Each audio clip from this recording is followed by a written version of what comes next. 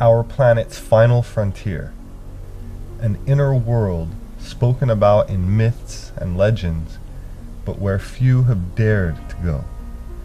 Beneath our feet are countless miles of cave shafts and passages.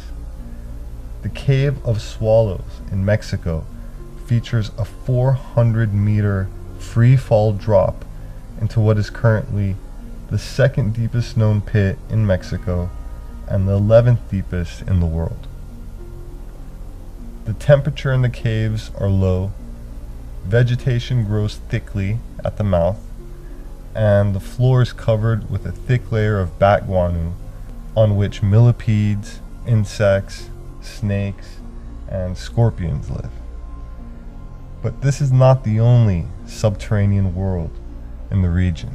In the year 2000, the Cave of Crystals was discovered by miners excavating a tunnel for a mine in Mexico. The main chamber contains some of the largest natural crystals ever found in any underground cave, the largest one so far measuring, I think, 36 feet in length, 13 feet in diameter, and over 55 tons. So just spectacular.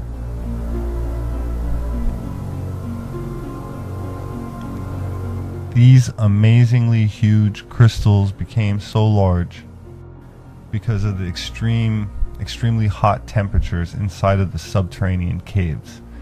It reaches a steamy 136 degrees Fahrenheit, and this encourages microscopic crystals to form and, rapidly grow much faster than we're used to seeing.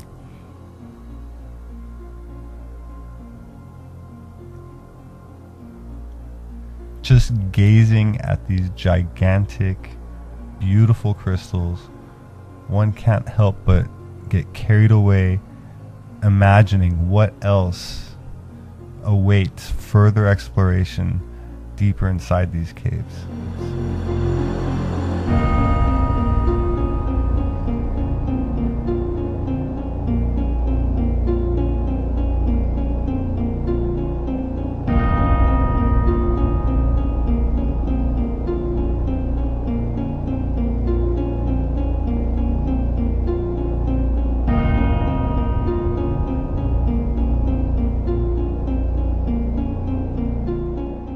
The Hopi Indians maintain that their ancestors did not arrive from the north, nor by boat, but instead climbed onto the surface from the underworld.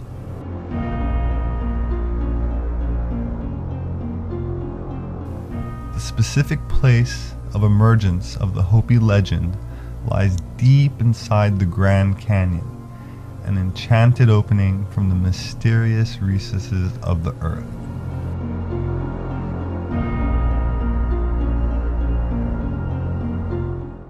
Native American lore states that the Grand Canyon was formed as a result of a great deluge which had drowned the previous third world.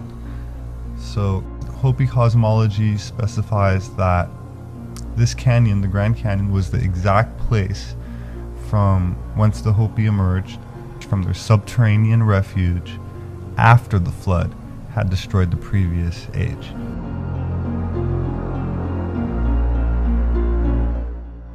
There's several inner world entry points that are said to be located on their land in the canyon.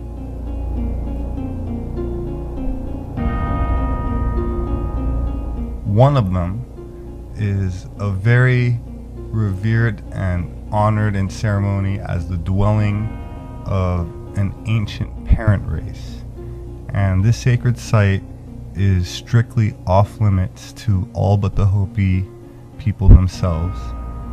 The lore further claims that the Hopi were assisted by ant people who lived in the inner world, in the caves and caverns, and they're described by some as being, I guess you'd say, a pale humanoids with thin limbs, slightly arched backs, and the Smithsonian Institute may have actually discovered artifacts inside some massive caverns with intricate passages, rooms, including tables with hieroglyphics. And there was actually an article published in the Arizona Gazette on April 5th, 1909, and it states that the Grand Canyon was once home to a lost civilization that consisted of people of gigantic proportions. So giants, basically. It also mentioned the discovery of an enormous underground citadel, and this was discovered by an explorer named G.E. Kincaid, who came upon it while rafting on the Colorado River. The entrance to the city was at the end of a tunnel that allegedly stretched for almost a mile underground. So, could there still be civilizations that exist deep beneath the earth? If so, where are these entrances to these inner worlds, and who lives there? Which races inhabit them?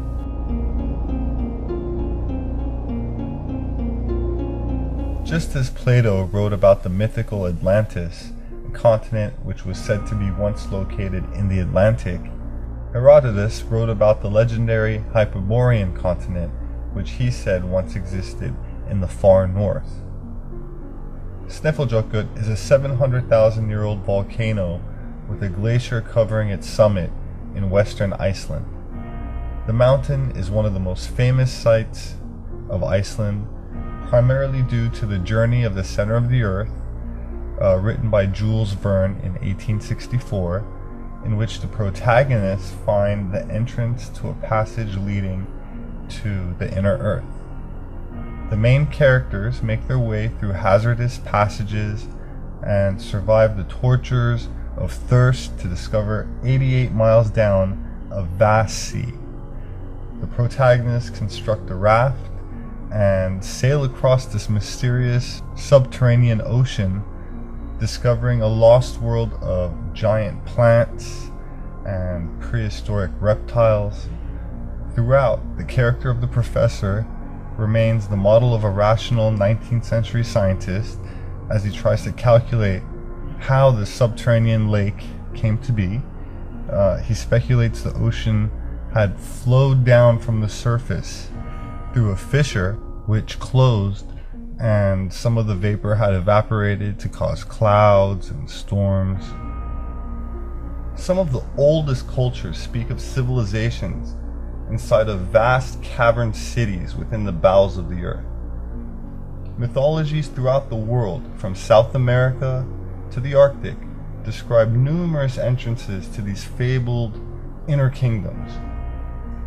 Many occult organizations, esoteric authors, secret societies, they all concur with these myths and legends of subterranean inhabitants that are the remnants of antediluvian civilizations which sought refuge inside of these hollow caverns inside of the earth. Assuming that the myths are true and the earth is at least partially hollow, how could life survive underground? How would organisms receive the ventilation required to breathe miles below the surface? What would provide the light needed to see? Are there any known sources of sustenance available that could provide for a large human population? My name is Robert Sepehr.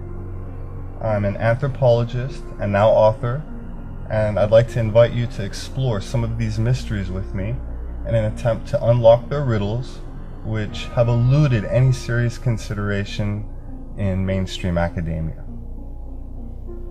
Species with Amnesia, Our Forgotten History, and Gods with Amnesia, Subterranean Worlds of Inner Earth.